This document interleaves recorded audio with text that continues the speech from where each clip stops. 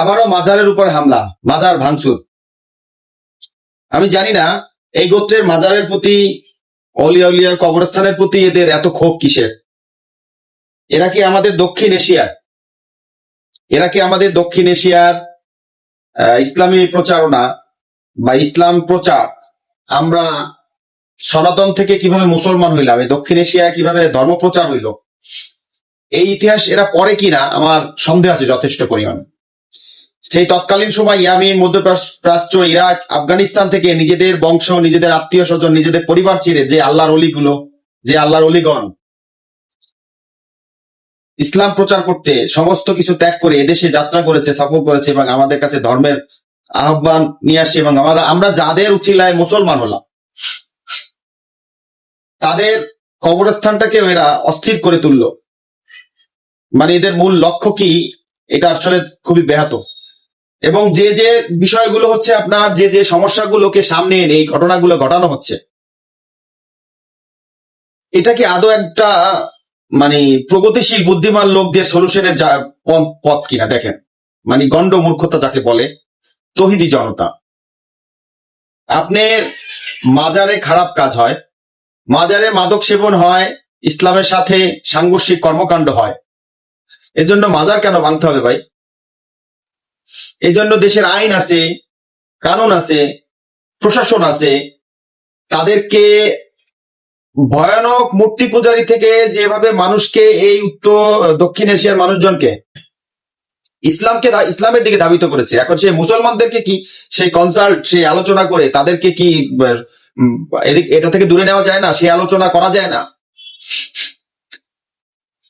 আমাদের মিরপুরে শাহ আলী মাজারে বহু বছরের পুরাতন গাছ কেটে সাফ করে ফেলছে। কারণ কি? গাছে হচ্ছে কি আপনার এই তাবিজ বাদে, গাছের নিচে বসে গান গায়। এটা কি গাছের দোষ? গাছে কি এটা শুনে ওখানে যারা বসে গাঁজা বাজা বা এটা খাইতো, এটা কি গাছে কি এটা খুব ভাবে ফিল করতো? আর গাছ কেটে ফেললে হয়ে যাবে? মানে কত রকম মূর্খতা এই তৌহিদি জনতার নামে, এই মব জনগোষ্ঠীর। ইতিপূর্বে এরা এমন এমন কিছু ইতিহাস আমাদের দেশে প্রতিষ্ঠা করছে, এই আপনারা অলরেডি জেনে ফেলছেন। লাশ পোড়ানো, এইটা করা সেটা করা, প্রায় কয়েকশো অলিয়াউল্লাহদের কবরস্থানকে ভাঙচুর তছনছ করে শেষ করে ফেলেছে। এখন এইটা যদি হয়, তাদের মানে অপকর্ম করার মূল পথ লাইন যদি এইটা হয়, এইটা যদি মনে করেন যে না আপনি অপকর্ম করতেছেন, এটার জন্য এটাই তাদের সিদ্ধান্ত, তাহলে বাংলাদেশে আর যেসব প্রতিষ্ঠানে অপকর্ম হয়, সেসব প্রতিষ্ঠানে এই তৌহিদি জনতা কেন যায় না? আমাদের দেশে পতিতলায় আছে না? পতিতলায় তো ইসলামের সাথে একদম ভয়ঙ্কর রকমের সাংঘর্ষিক, সেগুলো ভাঙতে যায় না কেন তারা? গত রমজানে দেখলাম এক ইমাম, আল্লাহ মাফ করুক, সে রমজানের মধ্যে মনে করেন যে কি বলবো, নারী ভাড়া করে মসজিদের মধ্যে কুকর্ম করেছে। তখন কি তারা সেই মসজিদ ভাঙতে গেছিল? যায়নি তো। আমাদের দেশে কমি মাদ্রাসার যেসব ঘটনা এখন এই মিডিয়ার মাধ্যমে যা দেখতেছি, আমিও যদিও নিজেও ব্যক্তিগতভাবে কমি মাদ্রাসার একজন ছাত্র ছিলাম, আমিও দেখছি যে সেই কমি মাদ্রাসার আচার আচরণ বিধি আসলে আমাকে ব্যাহত করেছে। আমি খারাপ বলছি না, হয়তো আমার কপাল খারাপ ছিল, এই কারণে এটা দেখেছি। সেখানকার শিক্ষকরা ছাত্রদের সাথে মানে যে ধরনের আচরণ করত, শাসনের নামে যে ধরনের শোষণ করতো, এটা আমি চোখের সামনে দেখেছি।